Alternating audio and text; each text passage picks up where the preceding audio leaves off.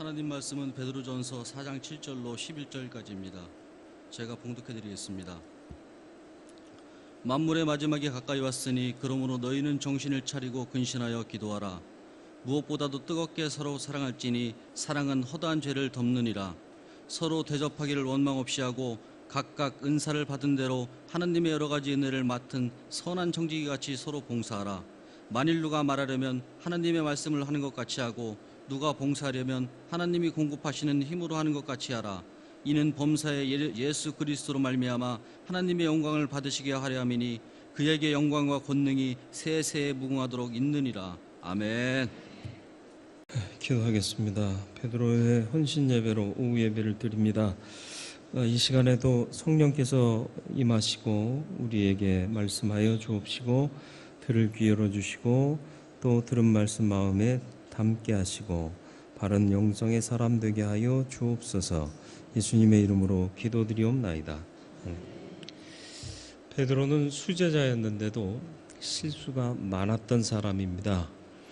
그가 이제 주님 떠나신 후에 교회의 책임자가 되어서 교회 일을 하면서 많이 성숙해져 가고 있습니다. 그때에 베드로 전후서를 쓰게 되는데 그 중에서 특별히 하나님의 일을 맡은 선한 청지기에 대해서 얘기하고 또 마지막의 때에 어떻게 믿음으로 살 것인가를 권면하는 말씀이 오늘 읽은 베드로전서 4장 7절로 11절의 말씀입니다. 마지막을 잘 준비하는 믿음은 모든 그리스도인에게 필요한 믿음입니다. 우리의 마지막이 언제 올지 모르기 때문에 그렇습니다. 그래서 제일 먼저 강조하는 바가 뭐냐? 만물의 마지막이 가까웠으니 그러므로 너희는 정신을 차리고 근신하여 기도하라. 기도하지 않고는 살아있는 신앙 가질 수가 없습니다. 기도는 하나님께 채널을 맞추는 것입니다. 우리의 삶의 필요가 채워지게 하는 능력을 구하는 것이기도 하지만 먼저는 하나님께 나를 맞추는 채널을 맞추는 일입니다. 그리고 기도하면 필요가 채워지고 기도하면 시험을 이기게 되는 거죠. 빌립보서 4장 6절로 7절 말씀 보시면 제가 몇 번 강조한 말씀인데 아무것도 염려하지 말고 다만 모든 일에 기도와 간구로 너희 구할 것을 감사함으로 하나님께 아뢰라. 구할 것을 아뢰래요. 그러면 주시겠다 이렇게 답이 나와야 되는데 그렇게 답이 안 나와요. 그리하면 모든 지각에 뛰어난 하나님의 평강이 그리스도 예수 안에서 너희 마음과 생각을 지키시겠다. 하나님이 원하시는 건 뭐냐? 우리가 구하는 대로 주시는 게 아니라 모든 지각에 뛰어난 하나님의 평강이 그리스도 예수 안에서 우리의 마음과 생각을 지키면 이것이 다 이기게 되고 극복하게 되고 필요가 채워지는 은혜를 고백하게 된다라는 것입니다. 그래서 내게 능력 주시는 자 안에서 내가 모든 것을 할 수 있다, 내가 하고 싶은 것 다 할 수 있다라는 얘기가 아니라 주님 뜻에 나를 맞추면 하나님이 이루시는 게 다 내 일이 되고 하나님의 기쁨이 다 내 기쁨이 되어서 내 모든 게 다 만족합니다. 그런 고백인 거예요. 근데 마치 예수 믿고 또 능력 주신 자 안에 있으면 우리가 구하는 게 다 이루어진다, 만능이 된다, 이렇게 곡해하는 일들이 보편적으로 진행되어 왔던 것입니다. 말세는 시험이 그 어느 때보다도 강한 세상이 됩니다. 그래서 베드로 사도는 정신 차리고 근신하여 기도해라 이렇게 말씀합니다. 예수님께서 겟세마네에서 당신의 마지막에 시간이 온 것을 아시고 땀방울이 핏방울처럼 되기까지 기도하셨습니다. 그러면서 제자들에게 말씀하셨는데 그 현장에 베드로가 있었던 거죠. 마가복음 14장 37절로 39절이요. 주님께서 겟세마네에서 기도하시다가 돌아오사 제자들이 자는 것을 보시고 베드로에게 말씀하시되 시몬아 자느냐? 내가 1시간도 깨어 있을 수 없더냐? 시험에 들지 않게 깨어 있어 기도하라. 마음에는 원이로되 육신이 약하도다 하셨습니다. 그때 그의 마음에 깊이 새겨진 게 뭐예요? 시험을 이길 수 있는 방법은 기도밖에 없구나. 나의 부족함을 통하여서 은혜를 받은 거죠. 맞습니다. 내가 부족하고 하나님께서 나를 향해 무언가 메시지를 주시면 분노하고 화낼 게 아니라 내가 부족했구나. 주 말씀대로 내가 변화되어야 되겠구나. 이런 마음을 가져야 되는 거예요. 두 번째 8절로 9절 말씀 보면 사랑하래요. 뜨겁게 사랑하래요. 사랑은 허다한 죄를 덮는데요. 죄의 유혹이 강한 거 아십니까? 또 서로 대접하기를 원망 없이 하래요.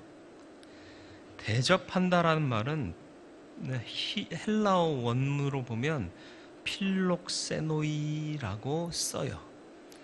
필로스와 크세노스의 합성어입니다. 필로스는 좀 들어보신 적 있죠? 사랑 아닙니까? 사랑, 그죠? 필로스, 필레오, 사랑입니다. 크세노스는 나그네란 뜻이에요. 당시에는 숙박시설 제대로 안 돼 있고요. 또 마트 같은 것도 없고 그랬기 때문에 여행객들에게 긍휼을 베푸는 것이 미덕으로 되어 있었습니다. 그래서 유숙할 데 없는 사람을 모셔드리는 기꺼운 마음, 이게 대접하는 마음이에요. 오늘날은 대접하는 마음을 찾기가 쉽지가 않죠. 사생활 공개될까 봐. 내 삶의 영역에 누가 들어오는 게 싫어져요. 그래서 옛날에는 목사님들이 불쑥불쑥 집에 가도 다 흉허물이 안 됐어요. 근데 요즘은 그렇게 가면 안 돼요. 물론 우리 동네는 조금 시대를 뒤살아가고 있기 때문에 신방을 많이 해야 될 필요가 있긴 한 동네입니다만은 옛날과 같지는 않다라는 것이죠. 라디오에서 이 부부가 차를 타고 가고 있는데 라디오를 켜놓고 가고 있었어요. 라디오 진행자가 초대 손님에게 죽어서 다시 태어나면 무엇이 되고 싶으십니까? 묻는 그런 방송이 흘러나오니까 운전하던 남편이 아내에게 물었습니다. 여보, 나중에 죽으면 무엇으로 다시 태어나고 싶어? 어떤 사람 되고 싶어? 그랬더니 아내가 주저없이 부자 이랬대요. 아마 남편이 부유하게 뭘 벌어다 주질 못했던 것 같아요. 그리고는 대답하고는 남편에게 당신은? 하고 물었습니다. 그러니까 남편은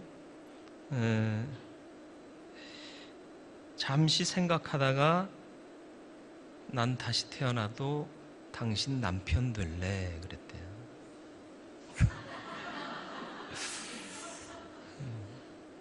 웃기는 얘기는 아니고요. 여자는 부자 되고 싶다는데 난 당신이면 돼 라고 얘기한 거예요. 멋지지 않습니까?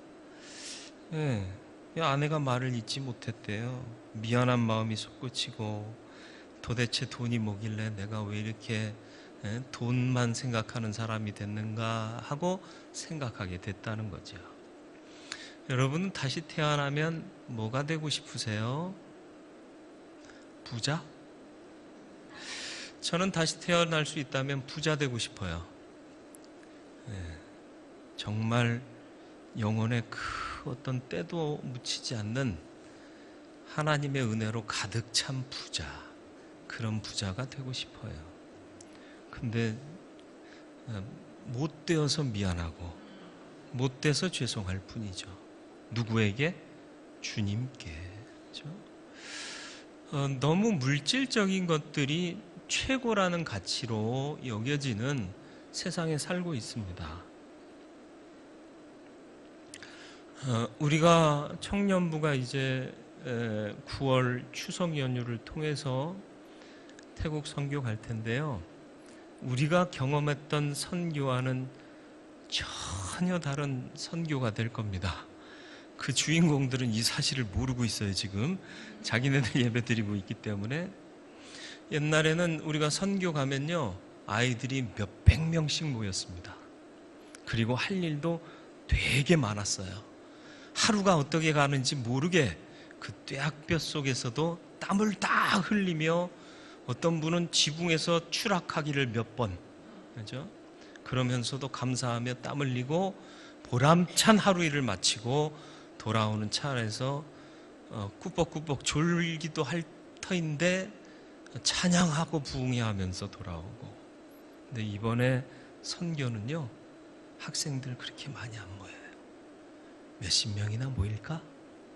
그리고 대단한 사역이 기다리고 있지 않습니다. 왜냐하면 그 선교사가 대단한 선교를 하고 있지 않기 때문에 그렇습니다. 많은 사람들은 많은 게 대단한 거라고 착각해요. 많은 일을 해야 우리는 보람 있게 일했다고 또 착각해요. 그렇지 않습니다. 적은 무리 가운데에서라도 깊은 사랑을 실천할 수 있다면, 그래서 한 영혼이라도 바로잡을 수 있다면 그것도 뜻깊은 선교가 될 수 있어요. 교단 정책도 제가 한번 얘기한 적 있죠. 센터를 크게 하는 사람들이 본국 선교국에 요청합니다. 건물 수리해야 되고 보일러 교체해야 되고 5천만 원 지원해 주십시오. 그러면 5천만 원. 그런데 코딱지만한 선교센터 하면서 겨우겨우 근근히 선교 활동하는 선교사가 500만 원만 주세요. 그러면 안 줘요. 네가 하는 일이 뭐가 있다고. 공증된 바도 없고. 이게 우리의 현실입니다. 그게 사랑일까요? 좀 돌아봐야 할 필요가 있습니다. 많고 시스템 좋고 누구나 다 그런 데 가고 싶어요. 저는 일부러 구멍가게에서 물건을 살 때가 많습니다. 마트 가면 그 가격보다 훨씬 싸게 사요. 그런데도 구멍가게에 가서 사요. 왜요? 구멍가게도 살아야 해요. 말도 안 되는 얘기인지 모르겠습니다만은 행복은 돈에 있지 않습니다. 깎을 수 있으면 좋지만 안 깎아줘도 살 수 있어야 돼요. 교회에서 일하다 보면 단체티 같은 거 많이 하잖아요. 제가 예전에 얘기했을 거예요. 수련회 준비하면서 단체티를 준비하는데 담당자가 단체티를 해왔어요. 예. 그때 10,000원이 채 안 되는 돈으로 했던 것 같아요. 근데 어떤 사람이 의류업계에 조금 아는 분이에요. 그거 절반 가격이면 산다고. 그럼 지가 담당하지? 다 벌려진 다음에 반값으로 살 수 있다. 우리가 돈 남기려고 예수 믿습니까? 장사하려고 예수 믿습니까? 정말 진짜 장사치도요, 돈 버는 게 목적이 되면 망한다고 그래요. 상도인가요? 예전에 드라마 맞습니까? 거기에서 거상이 얘기했잖아요. 장사란 돈을 남기는 것이 아니라 사람을 남기는 것이다. 이문 남기려 하지 마라. 사람 남기려 해라. 장사하는 사람도 사람이 보배인 걸 알아요. 그런데 우리가 표방하는 바가 뭐죠? 사랑이잖아요. 영혼이잖아요. 근데 우리는 늘 물질적 가치에서 자유롭지를 못해요.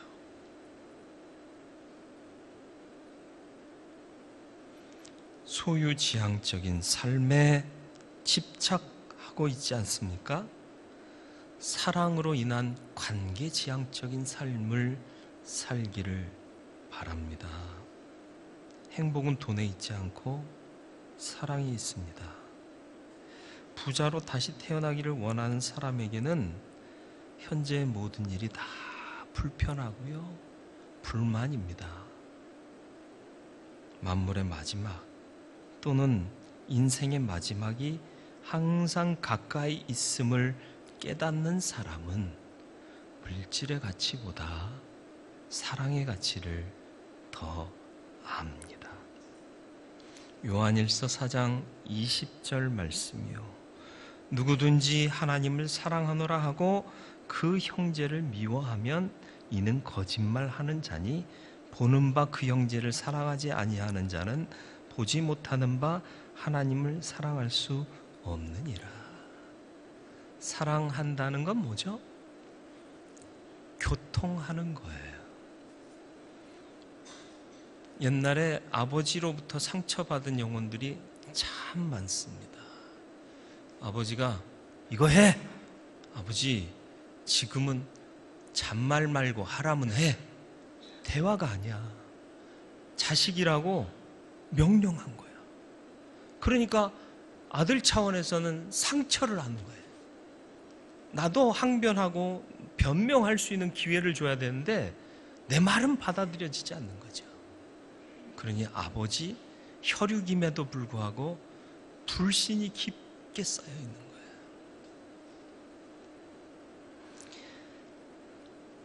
대화해야 돼요. 교통해야 되는 거예요.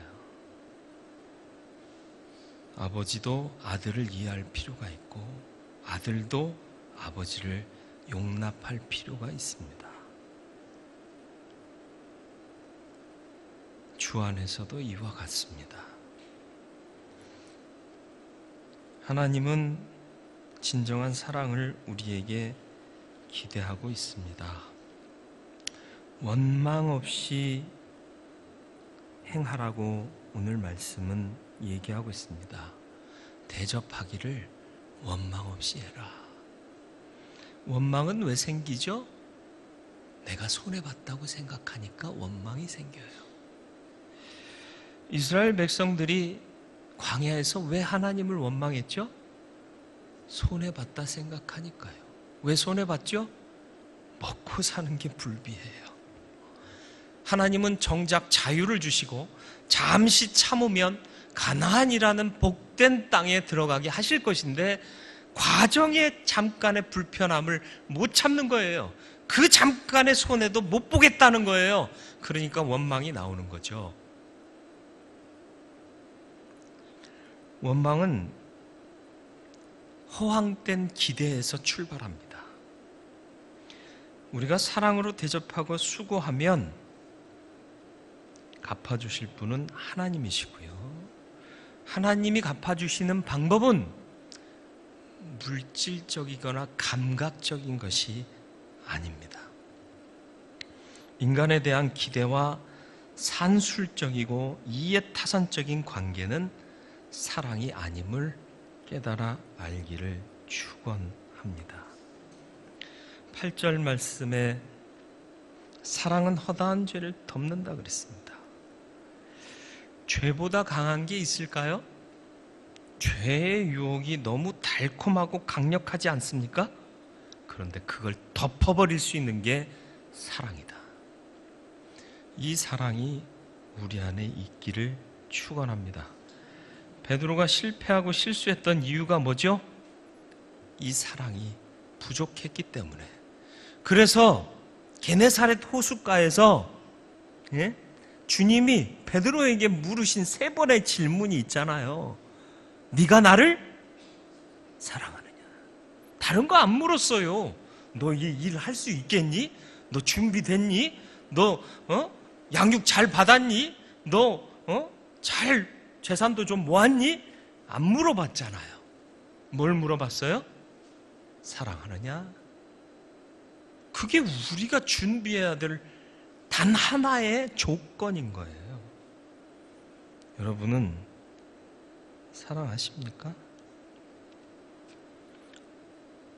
내가 여러분을 가르치는 사람이기 때문에 이런 얘기하죠. 그런 사역과 사명이 저한테 없으면 저는 조용히 있어요. 저는 어디 가면 사람들이 목사인 줄 몰라요. 얘기 한마디도 안 하고 있다가 와요. 왜냐하면 거기는 내 사명의 자리가 아니니까 내가 입을 벌릴 이유가 없어요. 그리고 내가 말하지 않아도 하나님이 알아서 하실 거예요. 그게 믿음 아닙니까? 내가 말 한마디 더 보탠다고 거기가 바뀔까요? 사람들이 변화될까요? 그건 아니죠. 말하는 자로 세우셨으니까 말하는 거예요. 저는 며칠 동안 말 안 시켜도 말 안 하고 살 자신 있어요. 제가 얘기한 적 있죠? 부부싸움 하면 저는 말 안 해요. 사람 피 말리는 거지. 우리가 말을 너무 많이 하기 때문에 더 혼란스러워지는지도 모르겠어요. 봉사하며 살으래요. 10절로 11절이요. 근데 봉사의 원칙이 있습니다. 그게 뭘까요? 10절이요. 각각 은사를 받은 대로 하나님의 여러 가지 은혜를 맡은 선한 청지기 같이 서로 봉사해라. 은사 활용하라는 거예요. 재능과 재물과 시간은 유효 기간이 있답니다. 지나면 없어진대요. 네, 맞습니다. 아무리 기술 좋은 사람도요, 나이 먹으면 못해요. 장인들도요, 나중엔 손 떨려가지고 조각 못해요. 그러니까 재능 있을 때 헌신해야 되는 거예요. 재물도 마찬가지예요. 내가 늘 쥐고 있을 것 같습니까? 근데 사실은 써보면 있어도 그만 없어도 그만인 게 재물이에요. 그 유효기간이 다하기 전에 선용하는 거예요. 시간도 마찬가지예요. 우리의 시간은 영원하지 않습니다. 하나님의 시간은 영원해요. 활용을 넘어 선용하는 삶을 사시기를 축원합니다. 그래서 여러 가지 은혜를 맡은 선한 청지기 같이 선용하라고. 선이 뭐라고요? 하나님의 속성이다 그랬어요. 하나님이 원하시는 대로 사용하면 선용하는 겁니다. 우리는 충분한 은혜의 조건을 가지고 있습니다. 여러 가지 은혜를 주셨기 때문에 그렇습니다. 한 가지 은혜만 주시지 않았습니다. 여러 가지를 주셨어요. 베풀고 나누고 선용하세요. 11절 말씀, 만일 누가 말하려면, 굉장히 중요한 말씀이에요. 누가 말하려면 하나님의 말씀을 하는 것 같이 하라. 유대인들에게 있어서 하나님의 말씀은 거룩, 존엄, 지존입니다. 그래서 하나님의 말씀을 기록할 때는요, 쓰던 붓 쓰지 않았습니다. 붓을 깨끗이 빨았습니다. 새 붓이 있으면 새 붓으로 썼어요. 없으면 붓을 빨고 빨아서 깨끗이 만든 다음에 다시 잉크를 찍어서 글을 썼습니다. 우리 말 그렇게 하나요? 생각하고 어떻게 하면 정결한 말을 할 수 있을까 고민하고 말하나요? 감정대로 말하잖아요. 욱 하면은 말 뱉지 않으면 막 미치겠잖아요.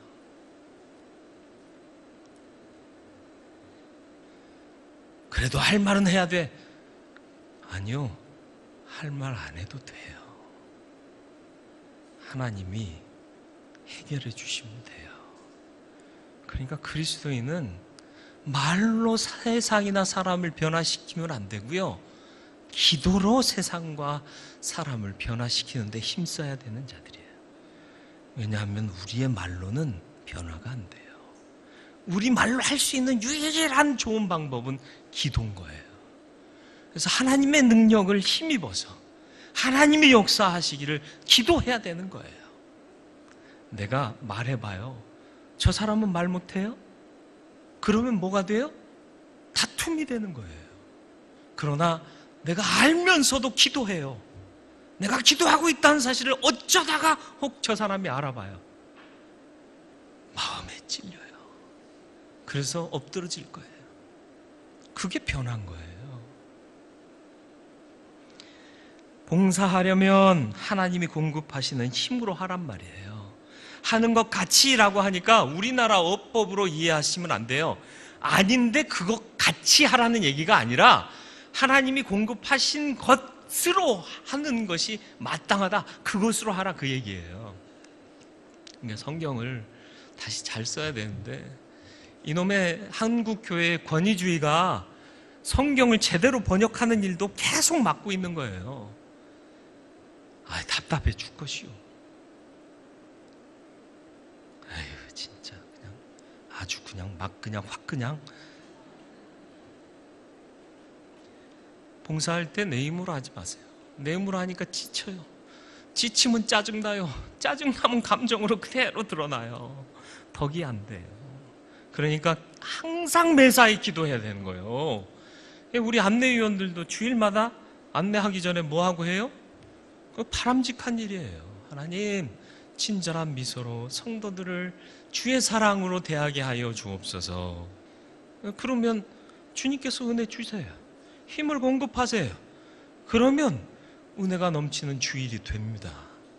봉사할 때 무슨 봉사하고 계세요? 어떤 봉사라도 하나님 내가 내 힘으로 하지 말게 하시고 주님이 주시는 은혜에 감격하고 주님이 공급하시는 힘으로 감당하게 해 주옵소서. 그러면 원망과 시비가 없어요. 근데 하려니까 지쳐요. 나만 이렇게 수고해야 돼? 짜증나요. 그러니까 화가 나요. 그러면 안 되는 거예요. 괜히 또 누구 지적질한다고 생각하지 마세요. 원칙을 얘기하는 거예요.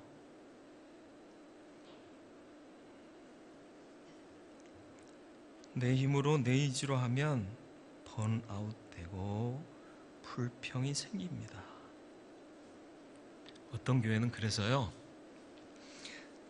자원봉사 신청서를 연말에 받는데, 그래서 봉사자가 안 나타나면 그 부서는 운영을 안 한대. 괜히 억지로 시켜가지고 불평하면서 그 일을 하게 하는 것보다 차라리 안 하면 누군가 저거 해야 되지 않아? 기도하다 보면 내가 해야지 그래서 다음에 한다는 거예요. 근데 그건 너무 소극적인 방법이고요.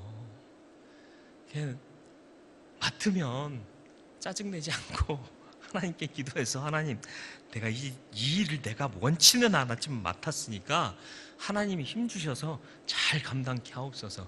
그렇게 감당하면 제일 좋은 거죠.